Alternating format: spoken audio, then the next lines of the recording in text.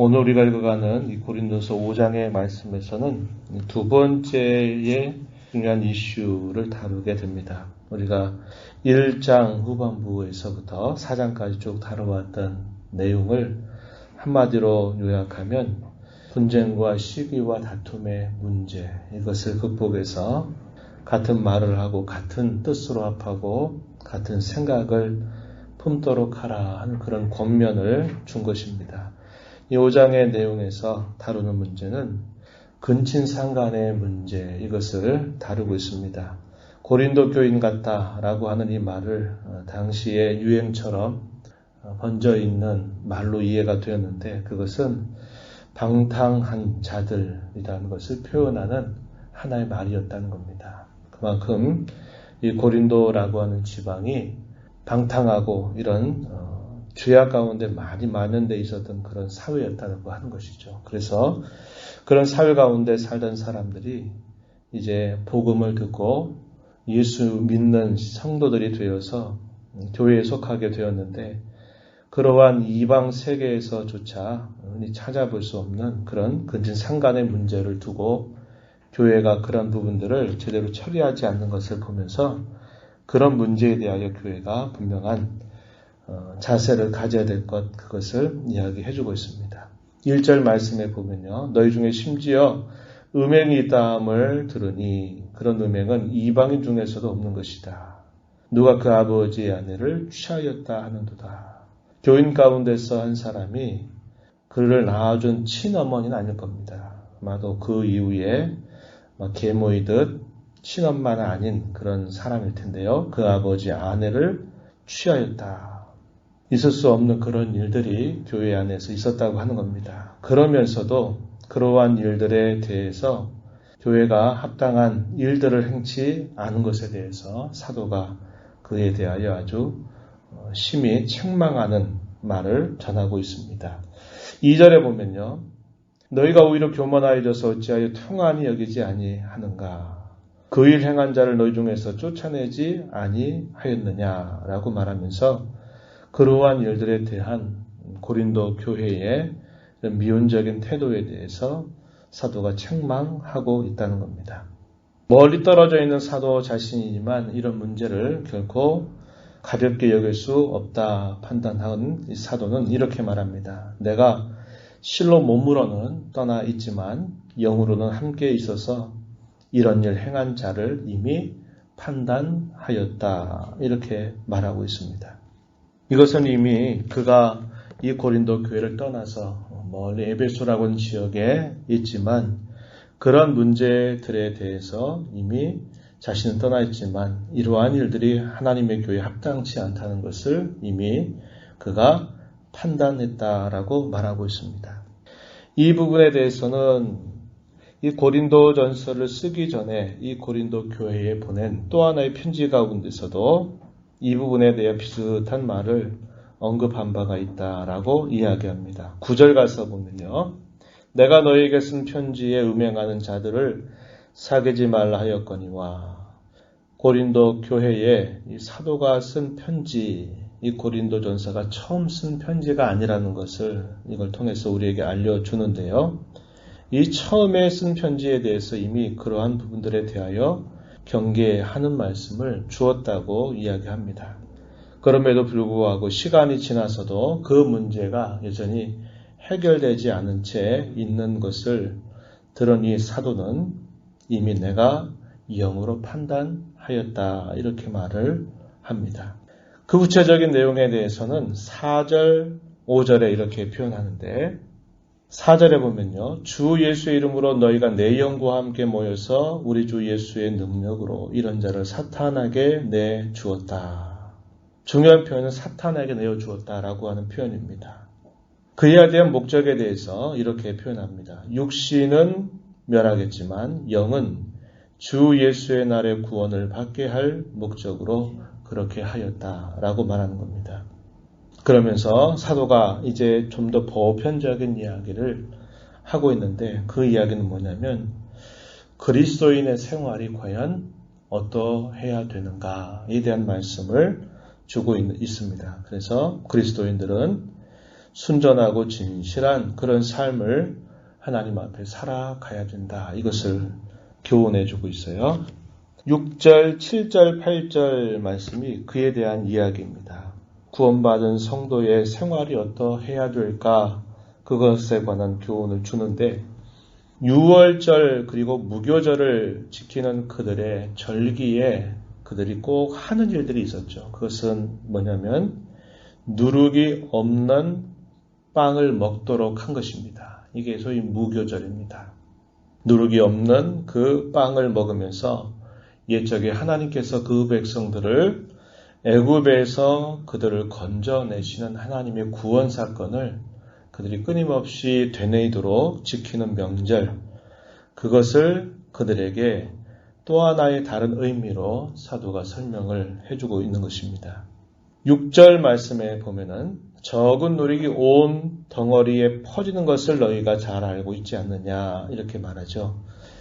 빵을 만들 때 그 누룩의 양은 매우 적지만 빵 전체를 부풀게 하는 그런 힘이 있다는 겁니다. 이것을 잘 알고 있다고 이야기하면서 너희는 누룩이 없는 자다. 새 덩어리가 되기 위해서 묵은 누룩을 내어 버리라. 이렇게 사도가 권면합니다. 7절에 누룩이 없는 자다. 왜 누룩이 없는 자인가 말해주기를 우리의 유월절 양 곧 그리스도께서 희생이 되신 일로 너희는 누룩 없는 자가 되었다. 이렇게 말합니다. 약간의 알레고리적인 그런 설명이 있는 것이죠. 하나님을 믿는 그 성도들을 향해서 누룩이 없는 자다. 이렇게 말했는데 그렇게 된 것은 유월절 양이신 그리스도의 희생으로 말미암아 그렇게 되었다고 설명을 합니다. 그러면서 그 유월절과 무교절이 되면 그들이 누룩이 없는 빵을 먹어야만 되는 것처럼 너희 가운데 이런 묵은 누룩들을 내버리는 자로 살아야 된다. 이 사실을 이야기합니다. 8절 이어지는 말씀에 보면 우리가 명절을 지키되 묵은 누룩으로도 말고 악하고 악의에 찬 누룩으로도 말고 누룩이 없이 오직 순전함과 진실함의 떡으로 하자. 그들이 먹는 그 절기 음식을 가지고서 그들의 삶이 하나님 앞에 어떠해야 될까 하는 내용을 교훈으로 담아서 전달을 해주고 있는 겁니다. 여기서 말한 누룩은 뭘 뜻하느냐? 죄악, 거짓됨, 불의함 이런 것들을 표현하고 있는 겁니다. 우리는 예수 그리스도의 희생으로 말미암아 누룩이 없는 자, 곧 죄가 용서받은 자들이고 거룩한 자들이 되었다는 것을 강조하고요. 그러하기에 우리가 이런 죄들을 벗어버리고 하나님 앞에 거룩하고 진실하고 순전한 삶을 살아야 될 자들이다. 이렇게 이야기하고 있는 겁니다. 그래서 하나님의 교회가 이러한 순수함과 거룩함을 잘 유지해가는 일들을 사도가 권면하고 있는 것이죠. 이것은 오늘을 살아가고 있는 우리 모두에게도 역시 동일한 말씀이 될 것입니다. 우리가 예수 그리스도의 그 대속의 은혜로 말미암아 죄가 용서받은 자들로 거룩한 무리, 성도가 되었다고 한다면 우리의 삶 속에서 이런 죄와 불의와 악이라고 하는 이런 누룩들을 끊임없이 버리고 저희들이 순결하고 거룩한 삶을 하나님 앞에 살아가야 된다라고 말하는 것이고요. 그러한 삶 속에는 우리의 영적인 순결뿐만 아니라 우리의 도덕적인, 우리의 실제적인 삶에 있어서의 순결과 거룩을 반드시 힘써야 된다라는 것을 우리에게 가르쳐 주고 있습니다. 이하에 주어지는 말씀, 9절로부터 13절에 있는 말씀은 이어지는 계속적인 말씀인데 또 하나 우리에게 가르치는 게 뭐냐면 이 세상 속에서 우리가 예수 믿는 사람들은 어떻게 살아야 될까 하는 것에 관한 이야기를 우리에게 전달해 줍니다. 바울 사도는 이렇게 말합니다. 전에 음행하는 자들을 사귀지 말라라는 말을 이미 썼지만 이 말의 의미가 무엇인가 다시 한번 설명하고 있습니다. 10절 말씀에 이 세상에 음행하는 자들이나 탐하는 자들이나 속여 빼앗는 자들이나 우상 숭배하는 자들을 도무리 사귀지 말라 하는 것은 아니다. 만약에 너희가 그렇게 하려고 한다면 세상 밖으로 나가야 할 것이다. 이렇게 표현했습니다. 이 말은 세상의 모든 사람들과 더불어 그들과 사귀지도 말고 그들과 함께하지도 말라, 그런 뜻이 아니다 라고 말하는 겁니다.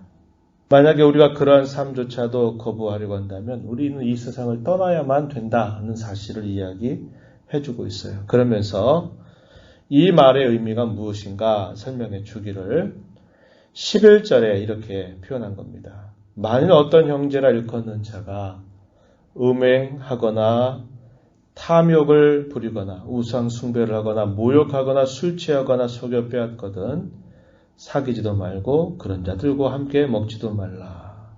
교제하는 일들로부터 그들을 멀리 하라고 이야기하고 있는 겁니다. 교회 공동체 안에서 그러한 태도를 가지라고 가르쳐 주는 것입니다. 그러면 다시 한번 사도가 언급해 주기를 이 말을 오해하지 말라고 이렇게 표현합니다. 밖에 있는 사람들을 판단하는 것이야 나하고나 아무런 상관이 없다는 거죠. 그러나 교회 안에 있는 사람들이야 너희가 판단해야 되지 않겠느냐라고 이렇게 말하면서 밖에 있는 사람들을 하나님께서 심판하시겠지만 약한 사람 너희 중에서 내쫓으라. 출교를 명령하는 그런 표현으로 이 표현이 전달되고 있다고 하는 겁니다.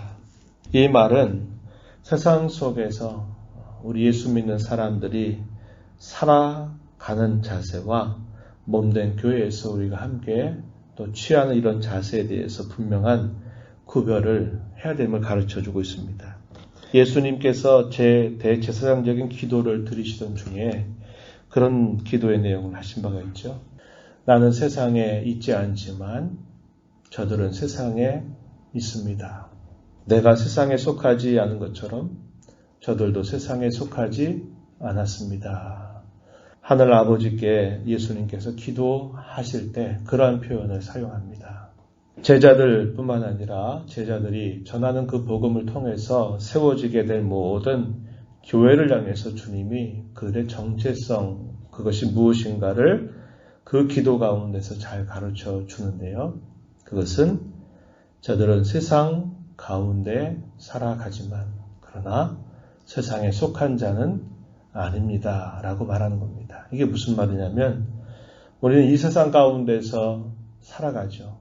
죄된 사람들과 더불어서 매일매일을 섞여 살아간다는 겁니다. 그러나 우리의 참된 정체성은 이 세상에 속한 자들이 갖고 있는 생각이라든지 말이라든지 또 그들이 살아가는 삶의 죄악된 형태들을 그대로 답습하고 본떠 살아가는 삶이 되어서는 안 되고 우리는 거룩한 삶을 하나님 앞에 살아가야 될 자들이다. 이것을 분명하게 말해주고 있는 겁니다. 그래서 우리가 이 세상 속에 살아갈 때 우리는 하나님 나라를 살아가는 자들이고 이 세상에 죄 가운데 섞여 있는 사람들에게 우리는 그 하나님 나라의 모습을 잘 드러내면서 살아가야 될 자들임을 오늘 말씀을 통해서 다시 한번 확인하게 됩니다.